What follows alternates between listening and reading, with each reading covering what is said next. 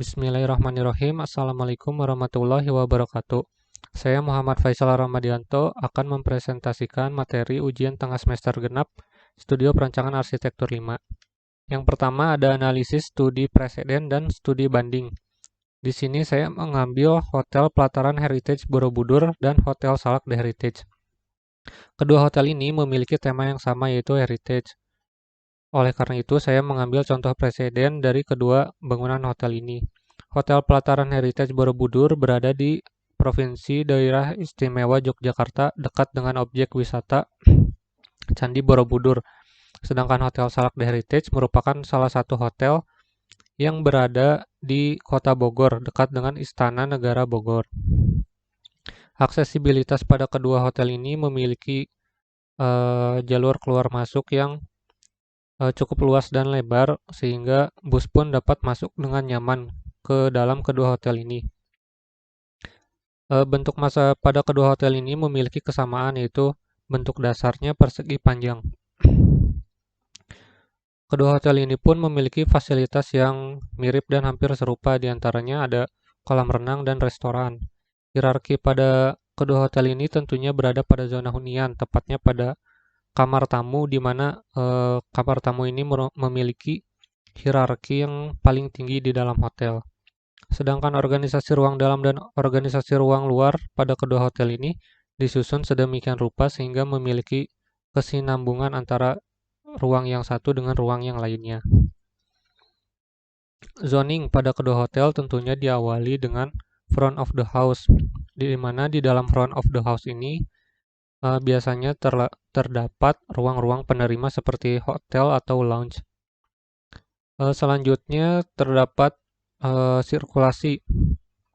Sirkulasi di dalam kedua hotel pun memiliki kesamaan, di antaranya terdapat beberapa koridor sebagai sirkulasi horizontal dan juga terdapat beberapa sirkulasi vertikal berupa tangga dan juga lift. Selanjutnya ada analisis tapak. Analisis tapak yang saya lakukan ini melalui Google Maps dan pengumpulan data primer pun dilakukan melalui Google Maps. Analisis tapak. Analisis tapak dari hotel yang akan dibangun ini memiliki lokasi tapak yang berada di Jalan Taman Prambanan Kulon, Kecamatan Prambanan, Kabupaten Sleman, Provinsi Daerah Istimewa Yogyakarta, tepatnya di zona ketiga kawasan Candi Prambanan dengan luas sekitar 3 hektar. Lokasi ini berada di sebelah barat Candi Prambanan. Pada lokasi tapak memiliki iklim, tentunya iklim tropis dan memiliki dua musim yaitu musim hujan dan kemarau. Bentuk tapak yang ada ini memiliki bentuk yang menyerupai persegi panjang. Di dalamnya terdapat existing bangunan berupa kantor pusat TWC. Sedangkan suhu udara rata-rata di area sekitar tapak berkisar antara 27 derajat sampai 28 derajat pada pagi hari, 26 sampai 29 derajat Celcius pada siang hari, dan 22 sampai 24 derajat Celcius pada malam hari. Topografi lahan tapak cukup landai dan tidak terdapat kontur yang curam ataupun memiliki ketinggian yang berbeda jauh dan signifikan. Area tapak ini memiliki batas-batas dengan area sekitarnya. Di antaranya di sebelah utara berbatasan dengan daerah persawahan, di sebelah barat berbatasan dengan permukiman warga, di sebelah selatan berbatasan dengan jalan utama Yogyakarta Prambanan, sedangkan di sebelah timur berbatasan dengan beberapa area komersil. Selain itu, di dalam set ini pun terdapat potensi pemandangan. Salah satunya adalah Candi Prambanan yang terdapat di sebelah timur dari tapak. Sedangkan aspek budaya yang terdapat di sini tentunya kental dengan budaya Jawa. Salah satunya adalah budaya Sendratari Ramayana dan juga wayang kulit. Selanjutnya terdapat aksesibilitas menuju tapak. Aksesibilitas menuju tapak ini sebenarnya dapat dicapai melalui beberapa jalan, namun dibagi menjadi 3. Salah satunya di sebelah barat merupakan jalan yang cukup sempit, maka dari itu diperuntukkan untuk jalur atau akses pegawai, sedangkan di sebelah timur jalan yang cukup nyaman dilalui sebaiknya digunakan untuk akses tamu, dan jalan di sebelah utara digunakan sebagai akses logistik. Orientasi tapak ini memiliki sisi terpanjang yang menghadap barat dan timur, sedangkan sisi yang terpendeknya menghadap utara dan selatan. Kebisingan dan polusi, tentunya terdapat sumber-sumber kebisingan dan polusi utama, salah satunya di jalan sebelah selatan tapak. Maka dari itu nantinya akan ditempatkan beberapa vegetasi untuk meminimalisir kebisingan dan polusi ini. Kondisi kontur, tadi sudah disebutkan bahwa kondisi kontur pada tapak ini cukup landai dan tidak memiliki kontur-kontur dengan perbedaan ketinggian yang berarti. Potensi dan kendala masih sama dengan analisis yang tadi. Selanjutnya terdapat programming. Di sini dalam programming dibagi ke dalam beberapa area seperti area hunian, area front of the house, meeting and conference, fasilitas back of the house, area penyajian, area pegawai, area utilitas seperti MEP, dan juga area parkir.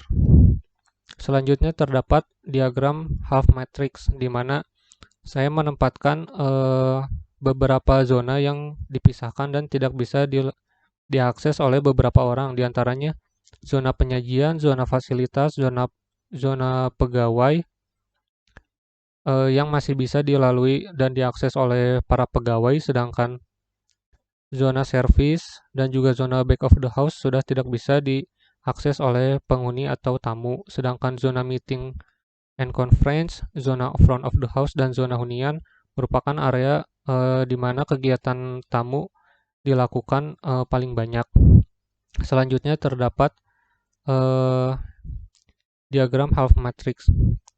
Terdapat zona front of the house yang memiliki kedekatan dengan zona meeting and conference, sedangkan zona front of the house ini memiliki jarak yang cukup jauh dari zona hunian, namun bisa dicapai dengan mudah dengan menggunakan lift. Zona fasilitas dekat dengan zona hunian, zona penyajian dekat dengan zona fasilitas, zona pegawai dekat dengan zona penyajian, zona back of the house berdekatan dengan zona pegawai, dan zona service berdekatan dengan zona pegawai dan back of the house. Selanjutnya masih half matrix berdasarkan zona. Dibagi menjadi zona fasilitas, zona penyajian, zona pegawai, zona back of the house, dan zona service. Selanjutnya terdapat konsep zonasi dan penataan massa. Penentuan zoning. Zoning yang saya tentukan ini dibagi menjadi beberapa zona, seperti zona front of the house yang diletakkan dekat dengan halaman depan atau zona parkir, zona meeting and conference, zona hunian yang diletakkan berbeda lantai biasa dan akan diletakkan di lantai 2 hingga 4.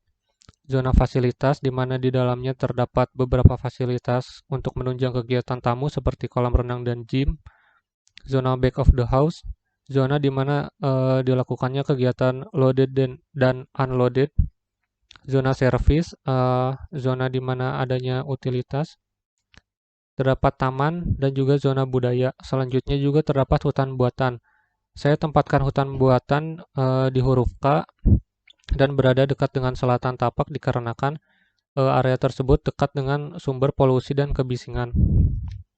Selanjutnya penataan massa. Penataan massa yang saya tempatkan akan menempatkan massa di sekitar daerah C hingga B. Pada bentuk dasar massa bangunan yang pertama ini akan menggunakan bentuk persegi panjang. Pada lantai 1 diperlihatkan adanya zona front of the house. Sedangkan pada bentuk massa yang kedua ini, pada lantai kedua diperlihatkan adanya zona hunian. Selanjutnya pada bentuk massa yang ketiga, pada lantai ketiga diperlihatkan zona hunian. Sedangkan bentuk massa kasar yang akan saya terapkan merupakan pengaplikasian dari implementasi bentuk Candi Prambanan dapat dilihat pada gambar yang paling bawah. Selanjutnya penentuan zoning yang sudah dikerucutkan dan didetailkan dengan ruang-ruang yang akan ditempatkan. Itu saja yang dapat saya presentasikan. Mohon maaf apabila terdapat kekurangan dan kesalahan. Terima kasih. Assalamualaikum warahmatullahi wabarakatuh.